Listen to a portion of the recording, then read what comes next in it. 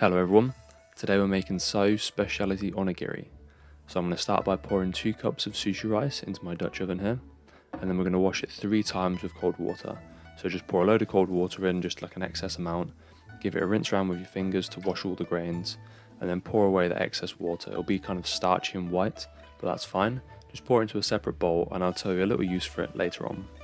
As you continue to wash the rice, the water you're pouring off will become clearer, but about 3 times should be enough. And then when you finish your 3 washes, fill the pot back up with water.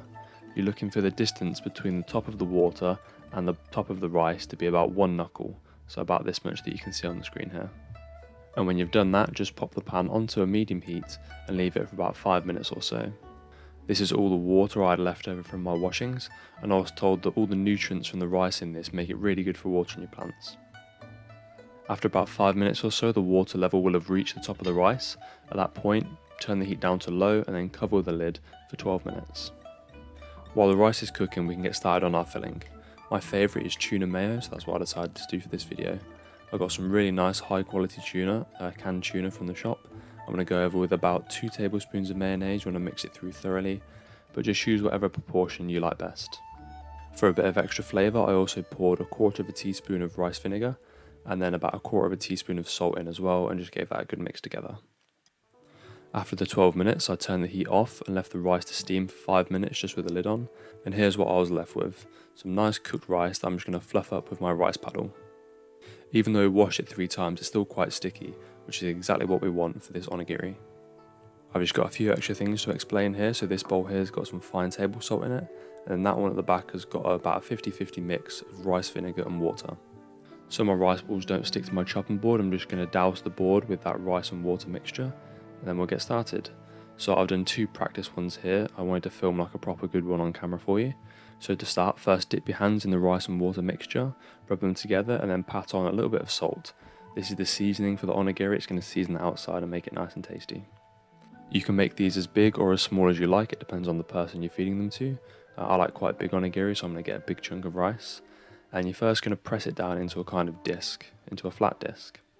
I then took a little chunk of that Tuna-Mayo filling, not too much, otherwise it's going to explode out the side of the onigiri. And then when I put that in the middle, I popped some more rice on top.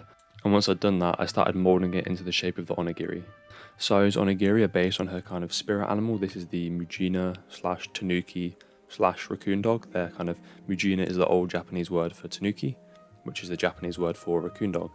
So it's that cute little animal. I'll put a picture on screen as well so you can see. So it's got, this little face and then 2 little ears, which the ears are just solid rice as well, nothing inside there, just solid rice. And then when I got the shapes perfect, I went on to the decorations. So normally for onigiri, you want to keep the rice and the nori, the seaweed paper there, separate for as long as possible so the nori maintains its crunch. In Japan, they actually have special plastic wrapping for their onigiri, which achieve this perfectly. But for more for the aesthetics here, I'm actually going to wet it so that it kind of sticks more closely to the rice and we can mould it to the shape of the rice.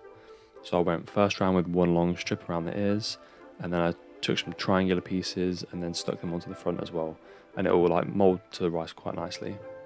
Once I'd done that, I then drew out a kind of template for the front face. It's got this kind of black, it almost looks like a panda kind of design. So I cut that out of the nori, and again I'm just dipping my finger into the vinegar and water mixture, which is going to help me stick the nori onto the onigiri.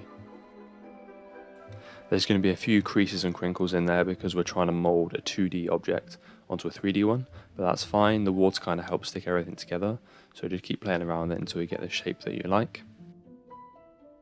And then just for the ears, there's an extra little bit of detail on the picture, so I used just some brown mushrooms, cut them into these little kind of half moon or half semicircle shapes and stuck them on. And then for the eyes and the whiskers, I just used little grains of rice.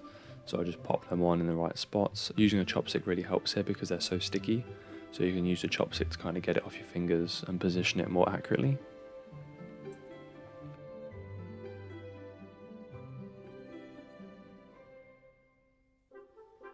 And then the final step is to just put on the nose and the mouth, which I cut out of nori. They're kind of small, so it took me a while to get it right. But put them on with the chopsticks again does help quite a lot because they're so small. They'll stick to your fingers and stuff, so use the chopsticks, they'll help you out quite a lot. And there we have them finished, so I'm going to give them a taste. I thought the raw mushroom might not be too nice actually, and the fact that the nori is kind of really damp would kind of ruin the texture, but it's not so bad actually. It tastes quite nice. And then I did feel really bad about doing this, but I had to. It was just too delicious not to eat. Bit him straight through the head. And there we have the filling. Quite a big bit of filling actually. Normally don't get that much. So yeah, I hope you all enjoyed the video. Thank you very much for watching, and I'll see you in the next one.